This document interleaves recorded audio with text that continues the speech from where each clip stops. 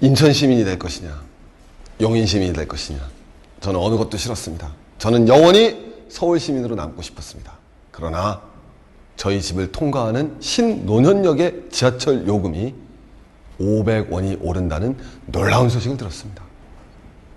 갑자기 제가 대한민국이 아니라 남미에 사는 그런 상황이 아닌가라는, 남미 인민들의 고통을 느끼게 해주고자 하는 이 놀라운 세상에 다가오지 않는가 하는 생각이 듭니다. 자, 한번 가보도록 하겠습니다. 여러분들 정말 깜짝 놀라셨죠? 저도 사실 굉장히 깜짝 놀랐는데 지하철 요금이, 사실 우리나라가 외국 가보시면 금방 느끼지만 정말 지하철 요금하고 버스 요금이 상대적으로 저는 비싼 나라 아닙니다. 가보시면 알겠지만 굉장히 싼 나라인데, 이 정도 수준이면 이제 남부끄럽지 않고자, 이 나라의 국격이 있잖아요, 국격이. 그래서 국격을 올리려고 그러나, 그래서 1650원으로 오른다라는 이런 얘기. 이제 조금만 있으면 일본 지하철 요금하고도 맞먹을 수 있는 그런 놀라운 일들이, 일본 지하철 요금이 요거보다 조금 더 비싸니까 갈 수 있는 그런 계기가 될 것 같습니다. 그래서 조정 운임이 얼마가 되느냐면 1150원에서 1650원으로, 사실 대중교통 요금이 50% 오르는 거는 제 생각에는 저는 기억이 없었던 것 같아요. 제 기억에 어떤 정부도 해내지 못했던 일들을 한 민간업체가 해냈습니다. 자, 우리 한번 그 비밀을 한번 살펴보도록 하죠. 서울 지하철의 구성입니다. 여러분들 이거 많이 보시고 9호선 타고 다니실 텐데요. 1에서 4호선까지는 회사 이름이 서울 메트로가 운영을 하고 있고요. 5에서 8호선까지는 서울 도시철도가 운영을 하고 있습니다. 그 다음에 9호선만 회사 이름이 깁니다. 서울시 메트로 9호선, 9호선까지가 회사 이름입니다. 서울시 메트로 9호선이라는 회사가 운영을 하고 있습니다. 자, 그런데 자, 보시면 알겠지만 제가 이렇게 됐는데, 요건 노란색으로 해드렸고 요거는 하얀색으로 해드렸잖아요. 이유는 간단한 겁니다. 왜? 요거는 이제 국영기업이죠, 기본적으로. 근데 요거는 여러분보다 민간기업이 운영을 하고 있습니다. 그래서 우리 한번 서울시 메트로 9호선이라는 회사가 어떤 일을 벌이고 있는지 한번 쫓아가 보도록 하지요. 자, 어쨌든 우리 9호선은 여러분 아시겠지만은 지금 현재는 요 김포공항에서부터, 저도 가끔 타는 노선인데 신논현역까지 오고 있습니다. 그래서 저 신논현역까지 와서 되게 좋아요. 제가 사실 사무실이 요 근처에 있어갖고 자주 사용을 하는 편입니다. 그리고서는 현재 요것이 앞으로는 인천공항까지 연결될 계획을 가지고 있는 황금 노선이죠. 어떻게 치면은 노선이 결코 나쁘지가 않지 않습니까? 김포공항에서 한강변을 따라 쭉 내려오는 아주 아름다운 노선을 가지고 있습니다. 자, 물론 아름다워도 뭐 바퀴 보이진 않겠죠, 지하철이니까. 자, 이제 다음 한번 가보도록 하겠습니다. 자, 그런데요, 기본적으로 우리 사실 요새 이제 하는 것이, 정부가 사실 모든 그 사회 기반 시설을 다 하기에는 정부 예산이나 모든 게 부족할 수가 있습니다. 그래서 그런 경우에 민간 사업자를 참여시키는 경우가 있습니다. 그래서 무조건 나쁘다고 할 수는 없겠죠. 근데 그 방식이 크게 두 가지 방식이 있습니다. 그래서 여러분들 맨날 텔레비에 나올 텐데, 텔레비나 이 뉴스 같은 데 나오면은 하다가 우리 희한하게 뭐 영어 써갖고는 힘들게 만드는데 어려워하지 마십시오. 먼저 BTO 방식이라는 건 Bear Transfer Operate. 자, 무슨 개소리인지 죄송합니다만, 자, 어쨌든 이런 방식입니다. 그래서 이건 뭐냐면요, 아주 간단한 거예요. 우리 지금 서울 9호선도 이렇게 운영되고 있는 건데요. 민간 사업자가 정부한테 기부 체납을 합니다. 만들어서. 예, 지하철을 만들어서 정부한테 주는 겁니다. 그러면 정부가 민간 사업자한테 사업권을 줍니다. 야, 고마워, 네가 나한테 이거 줘서, 네가 몇십 년 동안 이거 가지고 사업해 라고 사업권을 주고 나면은 민간 사업자가 이제 당연히 거기에서 뭘 제공해 주겠어요? 서비스를 제공을 하면 이용자가 이용 요금을 내는 형태입니다. 그래서 이러면 요런 걸 갖다 우리가 BTO 방식이라 그러면, BTO, 저는 항상 그렇게 생각해요. 이런 BTO란 말을 써갖고는 자꾸 사람들로 하여금, 기사로 하여금 멀어지게 하려고 그러는 건데, 아닙니다. 그냥 BTO 하면 되게 쉬운 거예요. 민간 사업자가 지어서 정부 주면 정부가 사업권을 주는 거니까 민간 사업자가 그 사업권 갖고 사업해서 돈 버는 것이라고 생각하시면 BTO는 가볍게 연결됩니다. 자, 두 번째, BTO 방식도 있고 BTR 방식도 있습니다. BTR 방식은 어떤 거냐면요, 간단합니다. 이건 민간 사업자가, 자, 이건 예를 들면 주로 학교 할 때 많이 씁니다. 네, 학교 같은 경우. 그래서 민간 사업자가 학교를 갖다 지어서 정부에다 주는 겁니다. 그럼 정부가 학교 고마워, 대신 거기에 대해서 임대료를 지급을 해주는 겁니다. 자, 운영은 대신 정부가 하죠. 그래서 정부가 서비스를 제공하고 이용자로부터 이용 요금을 받는 게 BTL의 방식입니다. BTL은 뭐만 기억하시면 되면 리스, 빌려줬다는 뜻이죠. 그래서 민간 사업자가 정부한테 빌려줬으니까 정부는 임대료만 주면 되는 겁니다. 차이점 뭐가 되느냐? 자, 이건 보시면요, 이용자가, 민간 사업자가 사업을 하는 거고요. 이거는 정부가 사업을 하는 거죠. 그래서 BTL 방식 하면, 민간 사업자가 정부한테 빌려줘서 정부가 사업해라고 기억하시면 돼요. 네. BTO는 민간 사업자가 운영을 하는 거고요. 알겠죠? Operating, 민간 사업자가 operate, 운영하는 것이고, 리스는 정부한테 빌려줬으니까 정부가 운영하는 방식이다. 이렇게 나눠서 보시면 됩니다. 그래서 BTL, BTO 이런 말 많이 나오는데 당황하지 마십시오. 아주 쉬운 겁니다. 자, 그 다음에 이제 한번 가보겠습니다. 서울시 우리 9호선 한번 가보도록 하겠습니다. 서울시 9호선을 갖다가 공사를 하는데요, 저는 도저히 이건 여러분 정말 우리가 아셔야 됩니다. 이게 총 자본이요. 오늘 제가 강의하기 전에 우리 앞에 계신 분들하고 우리 연구진하고 합의를 했습니다. 흥분 안 하기로요. 그래서 원래는 되게 흥분할 것 같은데 마음을 많이 가라앉히고 있습니다. 그래서 지하철 9호선이 3조 5천억이 들어갔습니다. 저는 지하철 9호선 사실 정말 만들어야 된다고 생각을 합니다. 인천공항까지도 가야 되고 그러는데 재밌는 거는 국비가 1조 1,600억이 들었습니다. 그래서 국비가 쉽게 얘기하면 정부가 낸 거죠. 국가가 여러분 뭐다? 전체의 3분의 1을 낸 겁니다. 그러고 나서 12 가지 말라고? 아니에요. 서울시죠. 네, 그래서 우리 지금 서울시 구하철 나왔을 때 박원순 시장이 큰 소리를 낼 수 있는 이유는 12가 제일 많이 들어갔기 때문이에요. 서울시 돈이 1조 7천억이 들어갔습니다. 이게 2분의 1 들어간 겁니다. 그러면 우리 민간 사업자는 얼마의 돈을 낸 겁니까? 전체에서 2분의 1 빼고 3분의 1 빼면 얼마가 나오겠습니까? 그렇죠. 6분의 1을 투자한 겁니다. 민간 사업자가 6분의 1을 투자하고 사업권을 가져간 놀라운 일이죠. 그러니까 이건 사실은 정확하게 얘기하면 우리 앞에서 봤지만 이거 우리 BT5 방식도 아니에요. BT5 방식이라는 거는 민간 사업자가 만들어서 정부에다 기부 체납을 해야 돼요. 그 대가로 정부가 사업권을 주는 겁니다. 이해하시겠습니까? 시민 여러분? 근데 민간 사업자가 시민만 해당되는 건 아니죠. 정부도 돈을 냈으니까. 근데 민간 사업자가 정부한테 기부 체납을 안 했다니까요, 지금? 6분의 1을 줬는데 사업권은 100%를 가져갔어요. 아닙니다. 실수할 뻔했군요. 100% 더 가져갔습니다. 좀 이따 보여드리겠습니다. 100% 더 가져갔습니다. 아니, 100% 어떻게 더 가져갈 수 있냐고요? 그러니까 마법이죠. 그래서 이게 정말 웃긴 거죠. 그래서 민간 사업자가 자기 마음대로 가격을 책정할 수 있는 거예요. 그래서 민간 사업자가 이번에 가격을 책정을 한 건데 더 100% 이상이라는 건 뭐냐면요.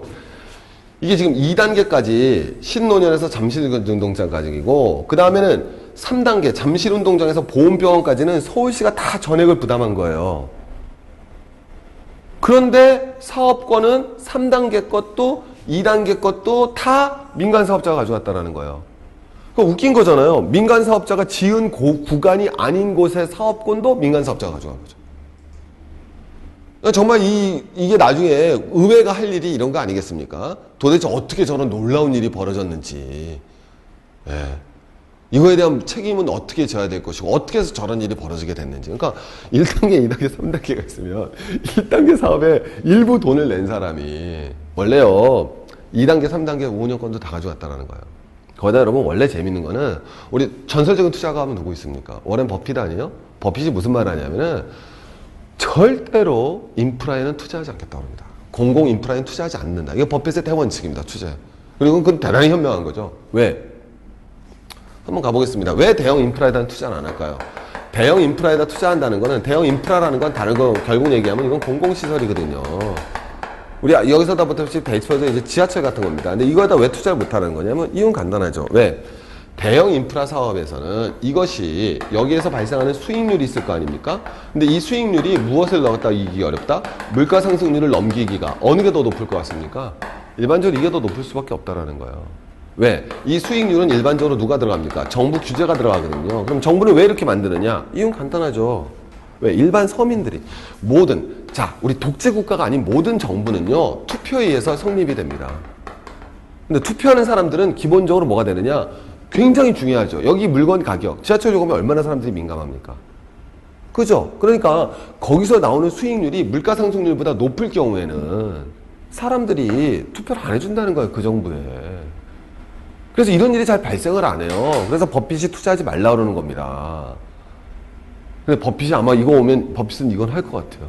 전 재산은 아니겠다. 이게 뭐 3조짜리니까 버핏 재산을 그렇게 우리가 가볍게 생각하면 안 되겠지만 자기 일부 재산을 투자해서라도 이걸 할 겁니다. 그러니까 구간이 3개인데 1구간 짓는 것에 일부의 돈을 냈는데 2구간, 3구간까지 전부 다 사업 운영권을 가져온 겁니다. 참 이해하기 힘든 일입니다. 저도 이해하기 힘든 건데 근데 이제 그 다음 나올 수 있는 건 뭐가 되느냐? 여기가 왜 문제냐? 그래서 9호선에 요금을 올리면서 뭐라고 주장을 했느냐? 적자다 이거죠. 누적 적자가 발생했다는 겁니다.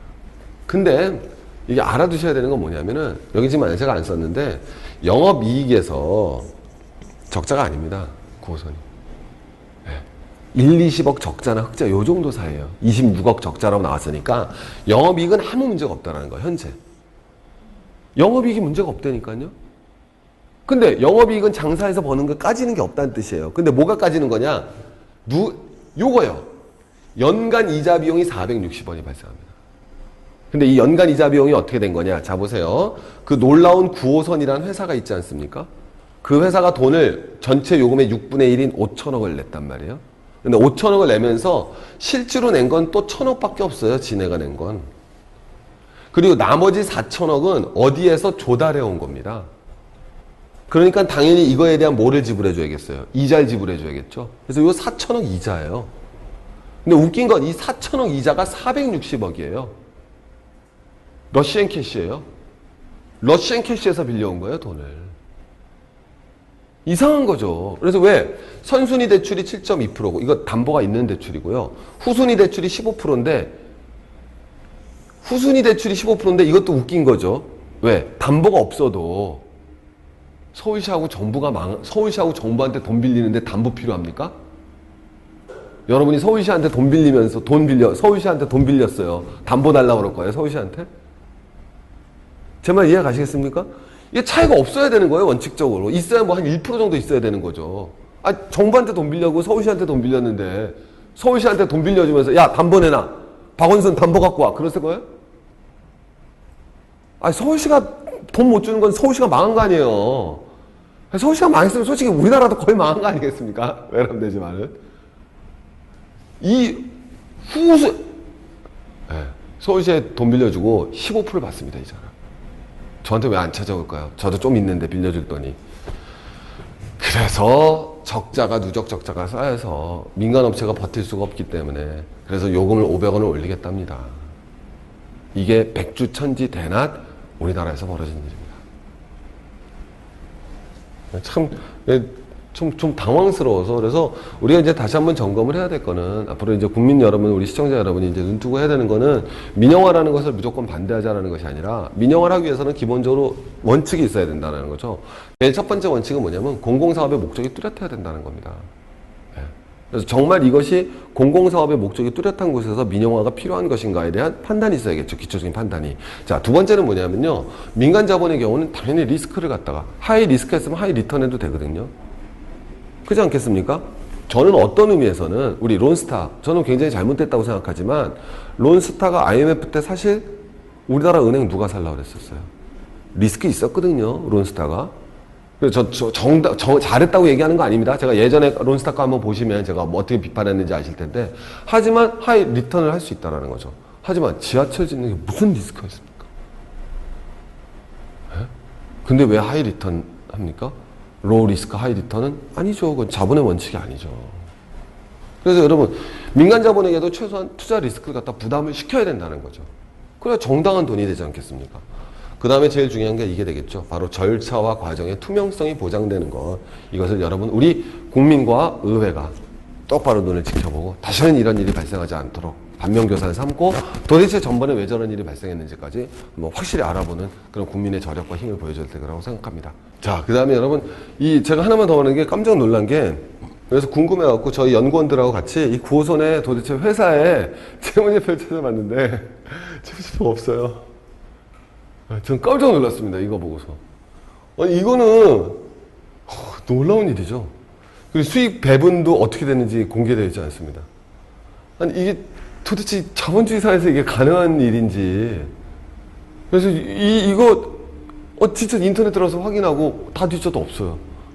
예. 마법이죠, 마법. 예. 도대체 너무 비밀과 정말 이게 뭐 유령공주라고 해야 될까요?